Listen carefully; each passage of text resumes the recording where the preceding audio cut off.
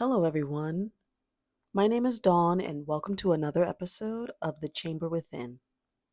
Today, I want to share my knowledge of spirit guides, who they are, and how they communicate with us. Not until my spiritual awakening did I ever know of, and of course, acknowledge my spirit guides. I've always heard of guardian angels, spirit guides, and such, but not until my awakening and personal experiences did I ever really consider them on a day to day basis and talk to them and ask for things like help. So there are energies that are evolved and are here to assist us with our lifetime. So hopefully we can evolve one day. I want to share some things that I know about and what I've learned through reading as well as personal experiences. So last year I came across a book called Opening the Channel, written by Sania Roman and Duane Packer. It was a great read. It has wonderful insights and information on our spirit guides. It provides techniques on how to connect with them, which can give us the ability to strengthen our line of communication. I also suggest Journey of Souls, which is another book I highly suggest. So, the subtitle of this book is Case Studies of Life in Between Lives, or as I should put it, incarnations. This study is done through hypnosis and was conducted by Michael P. Newton, who is a PhD and is also the author of the book. Now, there's a lot of information on the growth of your soul through life lessons, and it also speaks of spirit guides, as well as soul groups, which are those who you incarnate with and thus switch roles with each lifetime, learning and teaching each other lessons. Lessons such as compassion, courage, love, and so on and so forth. And of course, lessons learned often are out of difficult tasks, but I digress. What I found interesting about this book was the interaction between a recently deceased person and their personal guide. So some felt bad because unfortunately they took their own lives, and some came back feeling empowered because they had so much fun being a different gender this time around and learned to move throughout the world as such. Then there came the life reviews. This is when the person who had just lived and died relives their life decisions and self evaluated, really. But nonetheless, their guides were not judgmental, and each had varying ways of assisting the other souls. And yes, they do. I didn't mean to glaze over it, but they do address, suicide and kind of giving up on your mission and how that's handled. But there isn't, um, you know, capital punishment on the other side, um, for lack of a better term. There is unconditional love, understanding, and pivoting with the next lifetime, if you so choose, or simply remaining in spirit and learning that way. Apparently, when we're not in the body, it's a really exciting task to be in the body. It's like the coolest thing ever. Um, So there's that. Do with that what you will. It sounds like a vacation to them. Not a vacation, but like fun, wild ride, an adventure, which life can be, really. But they ultimately, they see a lot of pros out of living a life and learning lessons and growing thus. Um, this brings me to me and my guides and personal experiences that I'd like to share. So, starting off with communication, they have spoken to me just before waking, in the middle of the night, and I will wake up directly after the interaction. And I figure it might be because I retain information better this way, and it kind of solidifies instead of me being like, well, what was that about? And it's a lot different than a dream, right? Because I can differentiate between a dream and an interaction that I'm having, or a vision and a dream, because they are very vivid. The message is quite clear and it doesn't leave my memory. I'm not like, but what was that again? Or what did they say? It's a knowing, right? Like I know water's wet. I know The oven is hot. It's a knowing. Like it's something I just cannot um, misplace in my thoughts. I just wanted to say that. Now, they also communicate to me through other people. I've been pointed in the right direction um, by them using people.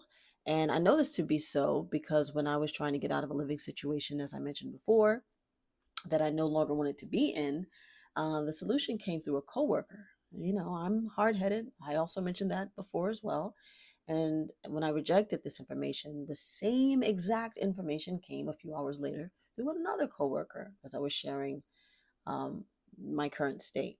Same day, so a few hours later, the same information, and my objections were absolved or dissolved through talking with them and realizing an opportunity I had tried to reject. When my mother died and I was traveling from New Jersey to New York, I would sometimes take the train. Sometimes. I love to drive. So I would work in New Jersey and then go meet up with my sister and sleep at her house. You know, just crash there. I knew the way. I didn't need assistance. I didn't need help. And I would just let her know, hey, I'm on my way into the city after closing. Um, I used to work at Macy's years and years ago. So one day coming back, I was so exhausted, right? I'd closed the store and I fell asleep. I fell asleep on the last train back to my sister's house. And I woke up and I looked around trying to figure out where I was, what was happening. And it was so late that there was only one other person in the car with me. And it was a man who was sitting across from me to the left of me. And he wasn't sitting that far away from me. And when I opened my eyes, I looked around and our eyes met. He gently told me that I missed my stop, how to cross over and go back in the direction I needed to, and get to where I needed to go safely. Now, believe me when I say I did not know this man. I didn't regularly take the subway into the city, only here and there to avoid a late night drive after work. Now, I could not explain why, but I trusted him 100%. And he indeed led me on my proper path to my sister's house. There are many, many ways in which they help us. They may not do it in the way that we want them to. They may not respond at all, but they are always helping without obvious interference. Now, and when I say they may not respond, it may not seem as though they are responding, but they have a plan that can see beyond our sight, see the hurdles that we cannot foresee. Divine timing is very real. So what you ask for, it doesn't mean you will not get it. You may not get it right now or in the way that you ask for it. So, sure, there are miracles and I love to hear about them, but mostly our guides are without assertion. Our life is based upon our plan that we had made for ourselves, and they are here to assist us on our journey. Now, I know when I'm being encountered by them or through other people because of them, simply by the peace I feel within. It's a calming feeling, it's a feeling of ease, and a feeling of knowing that this is the right choice. Listening to that man was the thing to do. It was a choiceless choice. It just felt right. It felt aligned with what I needed to do. You know how you get an icky feeling from people? Well, it's the opposite of that. When I'm being spoken to through people by them, I can tell now.